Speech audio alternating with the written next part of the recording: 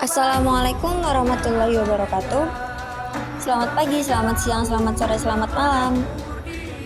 Kami dari kelompok 1 akan mempresentasikan tentang asesmen dalam psikologi klinis.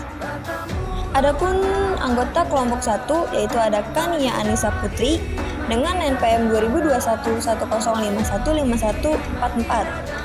Selanjutnya ada Pinkan Visionary P dengan NPM 202110515130.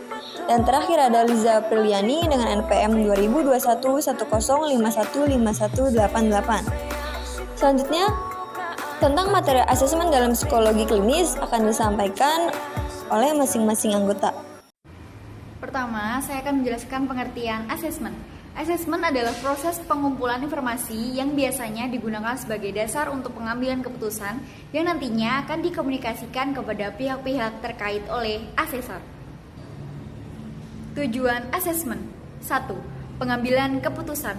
Dalam hal ini, psikolog klinis melakukan asesmen untuk pengambilan keputusan dalam melakukan diagnosis sehingga intervensi yang harus dilakukan. 2. Pembentukan gambar atau model kerja dilakukan asesmen untuk mendapatkan gambaran psikologi. 3. Dilakukan asesmen untuk menentukan dan menjawab dari hipotesis yang telah dibuat atau diterima.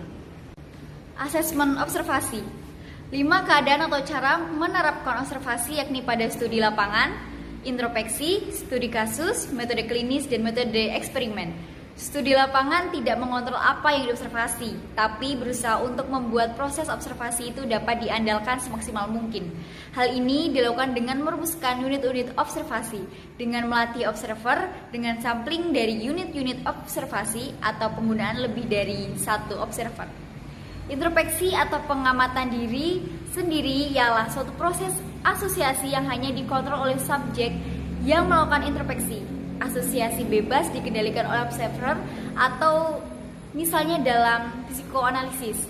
Studi kasus adalah observasi histori yang didasarkan pada penggunaan dokumen pribadi. Metode observasi klinis memberikan kemungkinan kontrol dengan menggunakan situasi standar, stimuli standar misalnya wawancara dan tes, dan pengarahan standar. Metode observasi eksperimental berbeda dari 4 metode sebelumnya, di mana observer menentukan lebih dahulu hal-hal yang akan diobservasi dan di mana atau dari mana ia akan mendapatkannya. Metode klinis terdiri dari observasi yang dikendalikan oleh wawancara dan tes. Metode klinis digunakan untuk mendapatkan baik diagnosis formal maupun diagnosis formal atau nama-nama penyakit jiwa.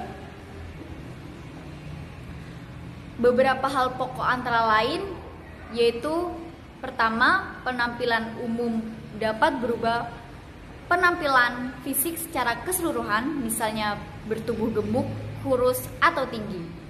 Yang kedua yaitu reaksi emosi. Dalam wawancara, pemeriksa seringkali dapat merasakan adanya suasana wawancara tertentu, misalnya suasana lucu, sedih, tegang. Yang ketiga, bicara. Penampilan hanya dapat memberi kesan sepintas lalu tentang seorang klien, karena penampilan itu misalnya dalam hal berpakaian, dan ekspresi emosi dapat diubah oleh klien yang bersangkutan. Metode eksperimen, observer menentukan terlebih dahulu hal yang akan diobservasi, di mana dan dari mana hal tersebut didapatkan. Asesmen wawancara. Wawancara klinis biasanya merupakan suatu bentuk cerita naratif yang diarahkan pada pengalaman pasien. Wawancara klinis suka dibedakan dengan wawancara psikoanalitis. Wawancara ini mementingkan realitas psikologis, yakni sifat dan cara pengalaman subjektif terhadap suatu peristiwa, dan bukan mementingkan aktualitas historis, yakni kenyataan sebagaimana terjadinya secara fakta objektif dalam riwayat hidup klien. Klinis mempunyai suatu perjalanan yang dipengaruhi oleh baik sikap pasien terhadap wawancara maupun pewawancaranya. Tidak hanya oleh apa yang secara verbal diucapkan, tapi juga ekspresi nonverbal pewawancara seperti gaya bicara, sikap tubuh, tindak tanduk, dan sebagainya. Pemeriksaan psikologi klinis pada tahap awal. Percakapan pertama yang dilakukan dalam pemeriksaan klinis adalah mengenai masalah atau keluhan. Biasanya pertemuan pertama berlangsung antara 10-15 menit sebelum dapat tercapai raport yang baik.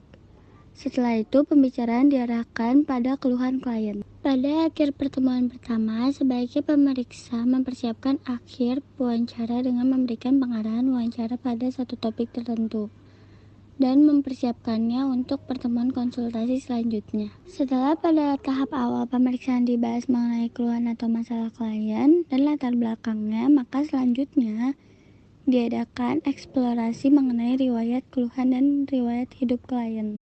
Selanjutnya ada asesmen pengukuran psikologis. Tes psikologis adalah bidang yang ditandai dengan penggunaan contoh perilaku dalam rangka untuk menilai psikologis membangun, seperti fungsi kognitif dan emosional tentang individu tertentu. Dengan demikian, pengukuran psikologi merupakan pengukuran dengan objek psikologis tertentu. Objek pengukuran psikologi disebut sebagai psychological attributes atau psychological traits, yaitu ciri yang mewarnai atau melandasi perilaku. Selanjutnya ada jenis tes psikologi. Tes psikologi terdiri dari dua jenis, yaitu ada optimal performance test, yakni melihat kemampuan optimal individu. Yang kedua ada typical performance test, yaitu memuat perasaan, sikap, minat, atau reaksi-reaksi situasional individu. Tes ini sering disebut sebagai inventory test. Lalu ada ciri-ciri alat ukur. Yang pertama ada validitas. Validitas menunjukkan hasil tes sesuai dengan kriteria yang dirumuskan. Validitas hanya berlaku untuk kriteria tertentu. Ada 3 validitas, antara lain validitas semu, hasilnya beraneka ragam dan tidak objektif. Lalu ada validitas konten, digunakan untuk tes hasil belajar. Lalu ada validitas empiris, validitas yang memuaskan karena ada korelasi antara hasil dan kriteria tes. Validitas empiris ada 2, yaitu validitas meramal dan status. Selain validitas, yang kedua ada reliabilitas. Ketetapan dari nilai yang diperoleh sekelompok individu dalam kesempatan yang berbeda dengan tes yang sama atau item yang sama. Dipengaruhi oleh koefisien stabilitas, ekuivalen, dan homogenitas tes. Selanjutnya ada norma. Norma merupakan status quo atau tidak mutlak dan disesuaikan dengan kondisi. Norma dipakai pada sekelompok yang besar, representatif. Bahan tes harus sama dengan bahan yang dijadikan norma. Macam-macam tes ada. Pertama ada tes inteligensi.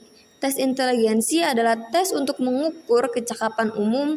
Tes inteligensi mengandung 3 aspek kemampuan, yaitu kemampuan untuk memecahkan kepada suatu masalah yang harus dipecahkan, kemampuan melakukan adaptasi terhadap masalah yang dihadapinya, dan kemampuan untuk mengadakan kritik, baik terhadap masalah maupun terhadap dirinya sendiri.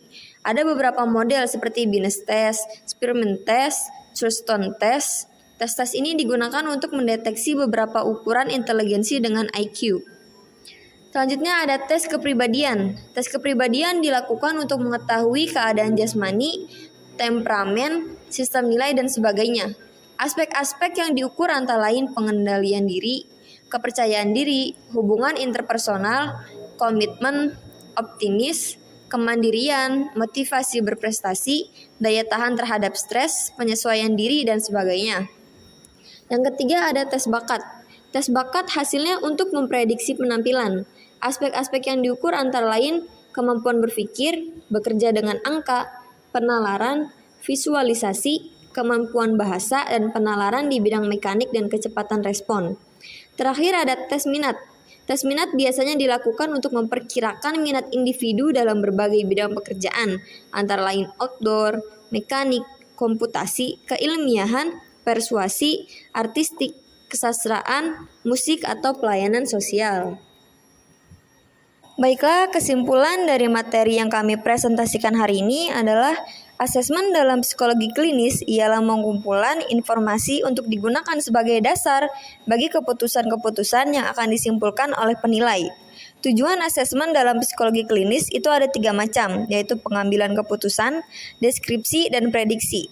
Asesmen dalam psikologi juga memiliki 3 sasaran atau target yang akan diusahakan dalam pembuatannya, yaitu disfungsi psikologis individual, menemukan kekuatan klien dalam aspek keterampilan, kemampuan, atau sensitivitasnya, dan juga psikolog klinis dapat diminta melakukan evaluasi dalam melukiskan kepribadian subjek. Baiklah, sekian presentasi dari kelompok kami. Jika ada kelebihan, datangnya dari saya, dan jika ada kekurangan, datangnya dari teman-teman saya. Wassalamualaikum warahmatullahi wabarakatuh.